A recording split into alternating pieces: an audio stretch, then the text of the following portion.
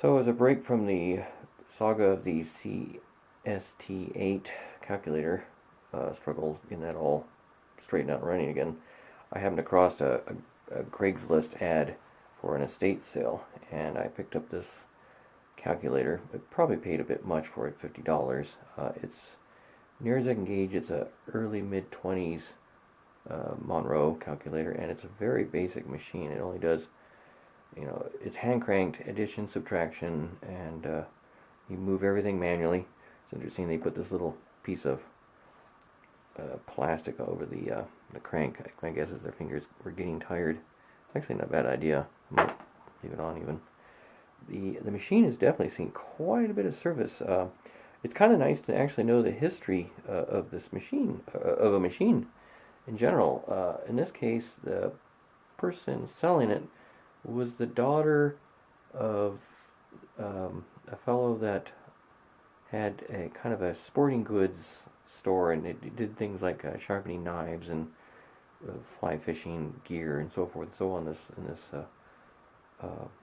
old part of a nearby town, and the fellow was in his mid 80s. Really worked up to about the day he died. And the interesting thing is, this isn't actually his calculator. It's his parents' calculator. They had a business of some other type. I'm not sure exactly what it was, but it wasn't the sporting goods store.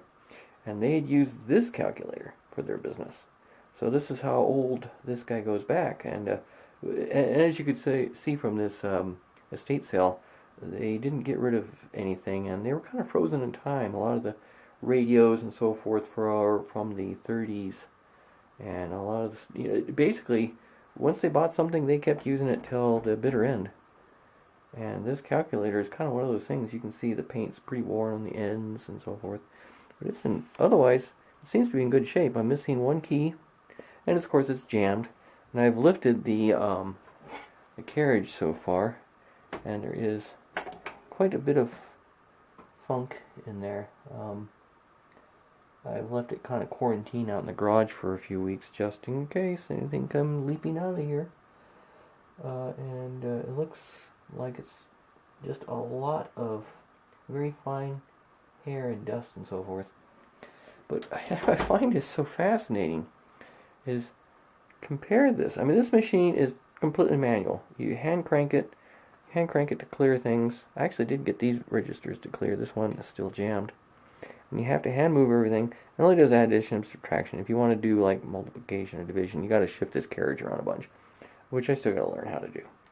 But look how large it is compared to the Monroe fully automatic mechanical calculator. I mean, that thing is downright tiny. But if you look at it, its mechanisms are really fine and refined. Whereas this early machine, once again, if you look down into this, this mechanism here, it's really heavy stuff. I mean, this thing looked like they were designing it to drive a car. I mean, the gears are incredibly heavy. Everything's much heavier than necessary. It's just a fascinating view of how things get more refined over time. It's the same thing with my earliest computers and printers, for instance, were American-made machines with really heavy slides and mechanisms and belts and so forth. And they were expensive and not necessarily reliable either, because they were such early machinery. And you can buy now a inkjet printer for less than the replacement cartridges, because they're trying to basically give away the printer, kind of like they did with razor blades, I guess. The razor dispenser, or the razor blade itself versus the razor blades. I guess the blades that they made money off of. In this case, the inkjet cartridges is what they make the money off of. But those machines, or say a hard drive or something like that, you're basically down to super engineered, refined bits of tin foil and plastic to do everything in a much more intelligent way. Whereas, they didn't know how exactly to refine this down, so they used brute force for everything. And just back then, I don't know, maybe people's fingers were bigger or something like that, but it really is something else to see in this guy, you know, my first view into it, just how heavy everything is compared to that guy where everything is so light. Just a kind of a fun contrast here of a machine that has nothing automatic about it. It's pretty much manual, and you turn your crank and you do your stuff, and you do the calculating. Really, it's just, it kind of takes care of the little mindless thing of doing the tens carry, and you know, that's kind of about it. So I originally got into this stuff because I saw a video by Curious Mark about his Frieden calculator and all the fascinating things it did automatically. And I thought, well, that'd be really fascinating to play with something like that. And that's why I got this guy, because he does all those automatic things. It's very fascinating. This guy, I don't know if it'll really keep my attention, because you have to do it all by hand, but I'm also a lover of interesting mechanical devices and mechanisms, and this guy certainly qualifies for that. So we'll play with him. Give me a break maybe from the Monroe, or, you know, play with it from time to time. Not high priority, but it could be a fun project. I still don't know the exact date. I gotta dig into it. It doesn't say its name or type or model, so I'm totally vague as to what it is. Yeah, fun project. Another fun yet another fun project. Too many of those. That's the problem. So the first thing I did is take this hand crank off. Apparently this little latch will allow this thing to pop off, and just kind of looking at it, it's definitely got quite a bit of fine oil cleaning lint inside, so it'll be, and dirt. So this guy's definitely been around the corner a while. Okay, so I got all the screws removed for the right hand side, and I find that the length of the screws are the same for these two here. These are these guys. This guy is a bit longer for this location. Oops, have to edit that out. On this side, I needed to remove,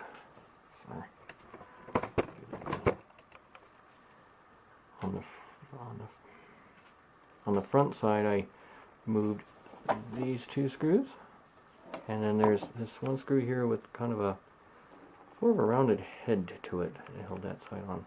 So here is the big reveal that nobody has seen in decades, maybe, as far as I know. Is lighting right, because this I'm sure is historic. A very wow. Wow. I wonder if I really want to bring this in my house. Sure, there's really nothing taking their precedence in here. Near as I can gauge is just unfreaking believable dust. Wow. Wow. Maybe it was out in a barn or something like that, or I don't know. Wow. Maybe I should wear a mask, because I'll tell you, if you're going to get allergic to something exposed to lots of it, and lots of it is accumulated over decades in this thing, gee whiz. Not sure how to proceed with this. Wow. What's amazing is, you know, this thing's mostly an enclosed box. So only the very finest, loftiest stuff will loft and collect in something. And so this thing, you know, the air currents and dust flows into these little cracks, and only the finest, lightest stuff gets deposited, apparently. I think this is a great example of that.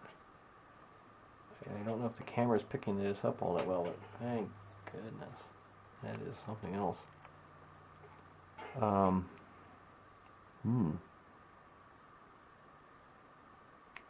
really want to inhale any of that, so I wonder if my shop vac even has a safe enough HEPA filter for this sort of stuff. I mean, it doesn't have a HEPA filter. I wish it had a HEPA filter. What is in here? I don't see, like, indications that animals or critters lived in here. It's just really fine dust from maybe years of cats or dogs or cows. I don't know.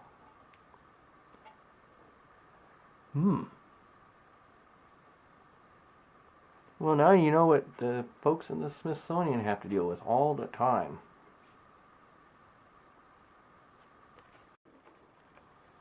Okay, a bit of vacuuming later, and that looks a lot better. It's definitely an indication of folks might have gone a little crazy with the lubrication there.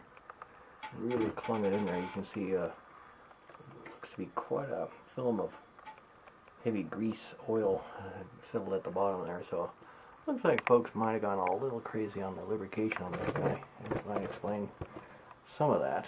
Obviously, I guess what you get when you sit around for decades in some kind of environment. So I guess I'll take the other side off and see what that reveals. Okay, so on the left hand side I got all the screws off of the cover. Once again, these two are the same length that go to the front. Oddly enough, this guy seems to be a slightly different style. It goes into this little front point here. The other one had more of a rounded top face, and this one doesn't. Maybe it's a bit longer. I'll have to kind of note those. Maybe I'll put them in separate bags for left and right. And then on the other side here, the two back screws are these guys. And like the fellow on the BSD 250 channel, I can't remember. I'm sorry if I don't remember your YouTube channel. BS 250 channel. It kind of doesn't slip off. It doesn't roll off the tongue quite so well. But anyhow, your videos are awesome. I'm glad you're doing those. And you pointed out that anything over a certain era, if you're seeing a Phillips screw, obviously that has to be past a certain era that this thing has been opened up by. So obviously the screw that went in here was lost, and the thread pitch is quite different from these threads here. This looks like probably a 632 or maybe an 832. So obviously it's been in since whenever Phillips were developed. I'd have to look that up, but obviously it's been open for that. And then they lost the screw, and then they probably had to tap it because these are definitely not the same threads. So, put those in another bag. Here's the moment I gotta relabel this bag. At the left hand side after I'm done with this. On the right hand side. And then the big reveal. What hunkiness will this reveal here? I don't know.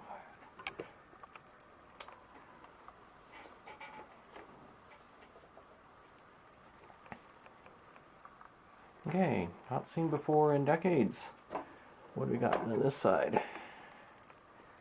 Well, it could be worse.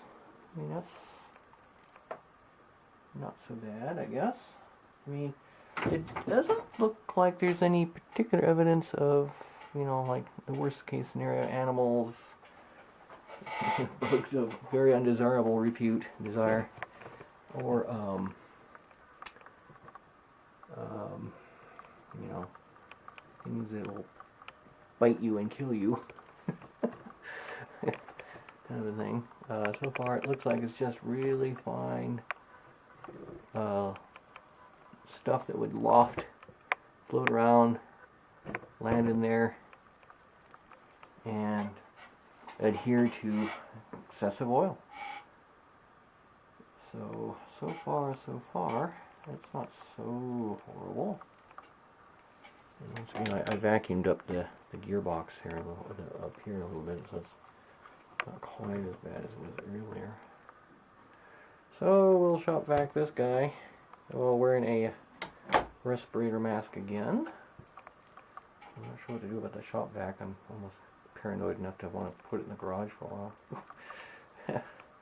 So, vacuum this guy up and see what we get in a moment. So here's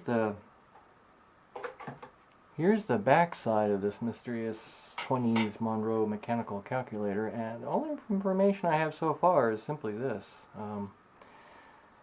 I haven't been able to identify any other identification on it at all. So here's our reveal of the backside. And it's fascinating how massive. From what I understand, this is the tens carry mechanism. I'm still pretty new to this stuff, and it's just gigantic compared to the later, much later Monroe Mechanical Calculator. This thing is just enormous. Enormous mechanism. I mean, there's no subtlety to this design. And there is an unbelievable haystack of dust in there. I don't know if you can be seen in there, but I can probably shine in there. Wow. It's just a... oh, wow. Unbelievable what decades will do. I mean, I wonder why this fellow kept this thing for so long. I mean, obviously, if it was his parents, there'd be nostalgia there. But you think you'd maybe store it better or something. But, you know, I don't know where this would have been stored. I can't imagine this had to have been stored in a house. It could have been in an attic. You know, not terribly bad, but yeah, I don't know. It's hard to say, but anyhow, at least it's preserved and it's survived the passage of time. And I think that's the biggest thing is to think about is if you go to a garage sale or, you know, an estate sale or something like that and you see something like this, you know, and unless you know of somebody else that really wants the thing, you might consider picking it up just to preserve them, because, you know, if people don't necessarily know what this stuff is and don't care about it, especially the newest generations. I mean, you got your iPhone and you got your public transportation, you don't really need a whole lot. And it's quite true, most people really don't. I mean, I'm kind of nuts when it comes to this stuff, but if people like me and presumably people watching this video, you know, don't buy these things for, you know, the token sum that they want, I guess $50 is still, you know, a fair amount of money. You don't really need this thing, but otherwise they don't know what to do with it, and it might go to the scrapyard even after all this time. You know, it might seem valuable to you, and they might be regretting getting rid of grandpa's or dad's old stuff, but they don't know what to do with it. They can't find anybody else. What do you do with this thing? Off to the scrap pile or landfill it goes. So I would say that if you can afford a place to pile yet another piece of machinery like me, and you got a little money to spare, you might consider it, because, you know, this thing is quite an interesting piece of history, and I certainly didn't know about it until I happened to look at a YouTube video. And thanks to a YouTube video, I have yet another object to deal with and feed and clothe and nourish, I guess. I guess maybe not clothes, but oil anyways. Anything else, vacuum this guy out after I don safety glasses and a mask. Well, I vacuumed out the back side of this Mystery Monroe Mechanical Calculator, and as I was vacuuming, I discovered, oh, there's a piece of paper. I thought, hey, maybe there's some interesting historical nature to this document. You know, might tell me something about this thing, but it's just a receipt from Checker Auto from 1989. So at least you know that this thing had interacted with human beings, or was near enough to where a cash register receipt would fall into it for, it looks like, their automobile work. Nothing to do with the calculator though, so just a coincidence that a pile of stuff happened to somehow manage to fall into this thing, and was nicely stored for historians a few decades later. But yeah, nothing to do with the calculator. Oh well. Okay, now for the front removal reveal.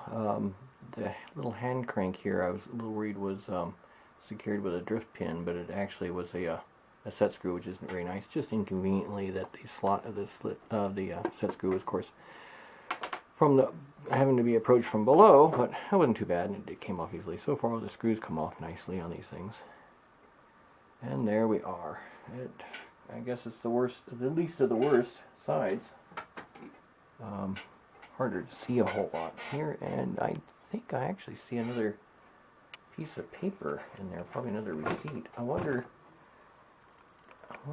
in 1989, could they've actually still been using this guy to do like their accounting or what have you? So I'll vacuum this out and see what that cash register receipt says. It's interesting if they've fallen into the machine. I wouldn't use it for storage. I guess that's maybe early computer. You do your record keeping files in your data processing machine. Well, so much for a joke. Anyhow, I'll vacuum this guy out. Once again, lots of respiratory protection. Okay, so this side's cleaned up a bit, and it turns out once again the mystery receipt is from, let's see, I guess it's this side. Looks like it's Northern something or other. I wonder if could they have been running a auto repair business? Checker number. It's all too modern, so my guess is this is all just somehow falling into the cash register. I mean, this. I don't know. Maybe they themselves are still using this calculator, but anyhow, it's 1989. And it's interesting, there's another thing I found, and I had noticed earlier quite a thunk sound. So I'm wondering if there might be something in the vacuum cleaner that might be interesting to check out. I have this George Washington stamp, 20-cent stamp. I don't know if it's a particularly valuable stamp. My guess is probably not. But it's interesting that postage stamp, quite a large postage stamp too, I must say. I don't think I've ever seen a postage stamp quite that big. Be interesting to date what this postage stamp is, and maybe I'll open up the vacuum cleaner and try and figure out what it went thunk so violently on the other side. I was a little worried it was a mechanical part or something loose, but it might be, maybe there's a stamp or something that I completely missed seeing. It got sucked in by the machine. Maybe this stamp is worth some incredible amount, although I don't think so at 20 cents. And the date, I'm guessing this is probably not that old. Oh well, one could dream. So, there's this beast so far. It looks like a ways to go yet on it, but I'm hoping that it's just a good cleaning job and it'll work without too much trouble.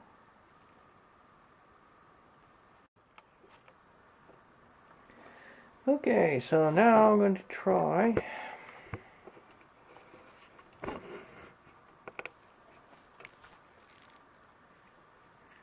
now I'm going to try and remove the machine from the bottom after having removed the feet. And so we'll see how gory this is. Yeah, it's pretty gory. I noticed when I was looking earlier, I'd found at least one loose screw, and I think I noticed a nut. Sure enough, there's a loose nut here. So I think it's definitely one of those things where if you're going to work on these things and you don't want to be induced with an allergy of some sort, make sure you don't stir this dust up, breathe the stuff, and definitely take this out to the garage, I think, for the moment. You know, luckily I live in an environment that's pretty dry, Desert West environment here, so I really don't have too much trouble with things like rust. I can't imagine what people do on the East Coast, Southeast, and so forth, and then of course other countries like Asia, or Asia, other parts of the world with lots of humidity. England, where it rains, I guess, all the time. I guess the Pacific Northwest it rains a lot. So, oh boy, it's just a lot of hair.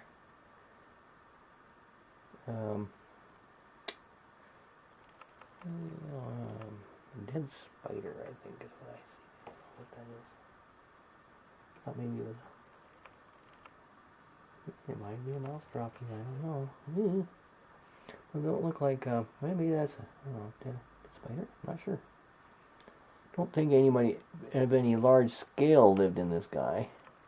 I don't even actually see a lot of spider carcasses or other little bugs. It's mostly just, well, I guess I do see some really tiny little bugs. Carcasses that are from, whatever little guys that tend to live in dirt, whatever. Anyhow, it doesn't look too bad. Definitely take this out, because this is almost certainly the very worst of the worst right here. And I'm hoping once I flip this guy over that I don't reveal too much of anything else. But so far, this isn't so bad. So I guess I'll give this a quick vacuuming, and then we'll flip this guy over and see what it looks like. Well, with the calculator flipped upside down, it's not so bad looking on this side. It certainly is a very simple machine. It's such a contrast from, once again, the same company made these things, believe it or not. CST-8, I think in the 50s or early 60s. Looks like something like that was being made as early as the maybe 40s. And this fellow in the 20s, it's, that's all light stamped sheet metal parts. I thought was kind of crude in itself. Look at this guy, it's really heavy castings. Big cast iron frame. Everything's just massive. It's interesting. I've looked at the keyboard of the CST-8, and it's pretty petite and delicate compared to this guy. These key mechanisms, the little spades or whatever you want to call them that engage in these bars are just massive, hunky things, and the gears are gigantic. Everything's structurally far in excess of what's necessary. I mean, they built this thing as though it was a steam engine running a sawmill or something. It's amazing how expensive this thing was by just sheer bulk materials for what it really needed. So anyhow, there is the fellow here, and looking at it, we give you a bit of motion sickness. It is a K model, so I think it's a K171, I don't know. So I think it might be a Model K. And that's the only identification I've had so far, so there's this beast.